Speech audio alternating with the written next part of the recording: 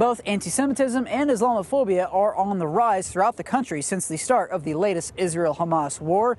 Now, a Tulsa lawmaker wants to codify protections against anti-Semitism into state law.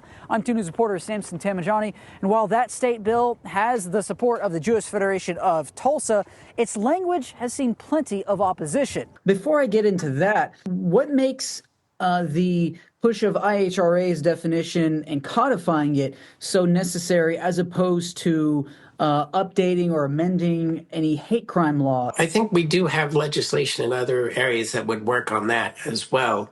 The IHRA definition is used widely around the world. Representative John Waldron authored House Bill 2243, which will get first reading in the state capitol on February 3rd. It specifically codifies what anti-Semitism is, as defined by the International Holocaust Remembrance Alliance, or IHRA, as was just mentioned. It says it, quote, may be expressed as hatred towards Jews. Rhetorical and physical manifestations of anti-Semitism are directed toward Jewish or non-Jewish individuals and or their property, toward Jewish community institutions and religious facilities. While bills using it have gotten support in several states since last year, a federal judge already allowed a lawsuit against an executive order enforcing that definition in Texas, alleging it violates the constitutional right to free speech and criticizing actions by the Israeli government or military. The ACLU has also argued enforcing the definition could violate the First Amendment. One thing I did also see is that the author himself opposed it being codified